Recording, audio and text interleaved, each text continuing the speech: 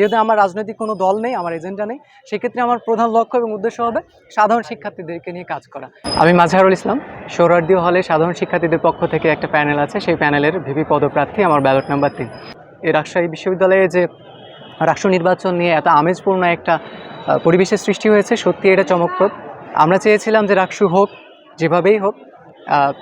একটা সমস্যার পরে আমরা আলহামদুলিল্লাহ দেখতে পাচ্ছি যে আগামী 16 তারিখে ইনশাআল্লাহ আমাদের রাষ্ট্র নির্বাচন অনুষ্ঠিত হবে। সেই জায়গা থেকে আমরা চেষ্টা করেছি আবাসিক এবং অনাবাসিক প্রত্যেকটা শিক্ষার্থীর কাছে পৌঁছানো, কিন্তু যেহেতু আমরা আমাদের অনাবাসিক শিক্ষার্থীর সংখ্যা বেশি, সেই জায়গা থেকে অনাবাসিক শিক্ষার্থীদের কাছে পৌঁছানো একটু কষ্টকর হয়ে যাচ্ছে। তা আমরা আমাদের জায়গা থেকে বলতে চাই, যারা অনাবাসিক শিক্ষার্থী আছেন তারা অবশ্যই হলে আসবেন বা বড় ভাইদের কাছে জিজ্ঞেস করবেন যে আপনাদের কোন প্রার্থীটাকে ভোট দিলে আপনার হলের জন্য কাজ করবে।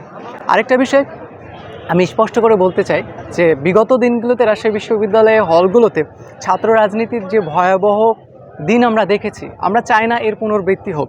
স্বৈরশাসন বা হাসিনার পতনের পর সেই জিনিসগুলো আমরা চাই আস্তে আস্তে দূর হোক। আমরা ইতিমধ্যে খেয়াল করছি যে হলগুলোতে বিভিন্ন দলের এজেন্ডা বাস্তবায়নের প্রক্রিয়া শুরু হয়েছে। সেখানে দায়িত্ব গ্রহণ করার পর বিভিন্ন দলের প্রফেসররা সেখানে দায়িত্ব নেওয়ার পর থেকে। তা আমার যে প্যানেল, আমার যে ম্যান্ডেট, প্রথম কথা হচ্ছে আমি যদি এই ভোটের মাধ্যমে নির্বাচিত হয়ে আসতে পারি, আমার প্রথম ম্যান্ডেট হবে রাজশাহী বিশ্ববিদ্যালয়ের যে হলগুলো আছে, বিশেষ করে আমার হলে ছাত্র রাজনীতি মুক্ত হল গড়ে তুলব, বিশেষ করে লেজুর ভিত্তিক। এবং ইনশাআল্লাহ সাধারণ শিক্ষার্থীদের পরিবেশ বান্ধব একটা সোহরাওয়ার্দী হল আমি গড়ে তোলার চেষ্টা করবো ইনশাআল্লাহ। এবং সাধারণ শিক্ষার্থীদের কণ্ঠস্বর হিসেবে আমি অতীতে কাজ করেছি, আন্দোলনে অংশগ্রহণ করেছি, এখনও করছি, এবং ভবিষ্যতে আমার এই কণ্ঠ তাদের জন্য জারি থাকবে।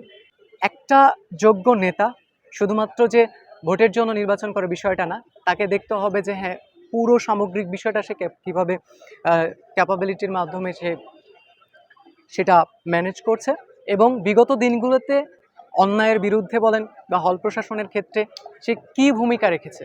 কেউ যদি আমাকে দেখে আমি রাজশাহী বিশ্ববিদ্যালয়ে আসার পর থেকে আমি সাধারণ শিক্ষার্থীদের জন্য কী ভূমিকা রেখেছি এবং হলের সাধারণ শিক্ষার্থীদের জন্য কী ভূমিকা রেখেছি, সেটা দেখার পরে তাদের থেকে যদি আমাকে বেটার মনে হয়, এবং অবশ্যই হবে আশা করি, অবশ্যই তারা আমাকে ভোট দেবে এবং আমি তাদের জন্যই কাজ করব।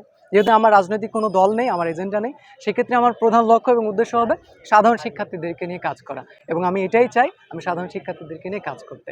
যেহেতু আমি একটা প্যানেলের আন্ডারে এসেছি, সেক্ষেত্রে আমি হল প্রশাসনের সাথে যুক্ত হয়ে আমি আমার সবটুকু দিয়ে এই একটা বছর কাজ করব, যাতে করে সাধারণ শিক্ষার্থীরা তাদের সবটুকু ন্যায্য দাবি বুঝে পায়। তো আমি যেহেতু একজন হল ক্যান্ডিডেট, সেই জায়গা থেকে অবশ্যই আমার হলে যে হলের সমস্যা, মানে আবাসিকতা যে সমস্যা, আমরা বলেছি স্যারদের সাথে কথা বলে, প্রশাসনের সাথে কথা বলে যদি সম্ভব হয় তাহলে অবশ্যই তাদের আবাসিকতার যে বিষয়টা সেটা একটু নবায়নের ব্যবস্থা করতে। নিরাপত্তাজনিত কিছু বিষয় আছে, খাবার ডাইনিং ক্যান্টিনে খুবই সমস্যা সেইগুলা, এবং আমাদের হলের যে সবুজায়ন কর্মসূচি সেটা বাস্তবায়ন। সর্বোপরি হলের সামগ্রিক বিষয়গুলো দেখভাল করে তাদের জন্য একটা পরিবেশ বান্ধব, স্বচ্ছতা এবং জবাবদিহিমূলক সোহরাওয়ার্দী হল গড়ে তোলার জন্য আপ্রাণ চেষ্টা করব।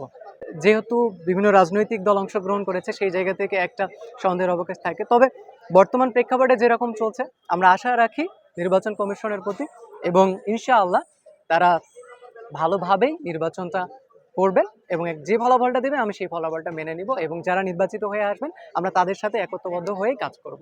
আমি একটাই বলতে চাই যে আপনারা যোগ্য নেতৃত্ব বেছে নেন, এবং যে আপনার হলের জন্য কাজ করবে আপনি তাকেই আপনার ভিপি হিসেবে গ্রহণ করবেন। সাধারণ শিক্ষার্থীদের পক্ষ থেকে সোহরাওয়ার্দী হলে সাধারণ শিক্ষার্থী অধিকার পরিষদ একটা প্যানেল আছে, সেই প্যানেলের আমি ভিপি পদপ্রার্থী, আমার ব্যালট নাম্বার 3। অবশ্যই 16 তারিখে ব্যালট নাম্বার 3-এ ভোট দেবেন।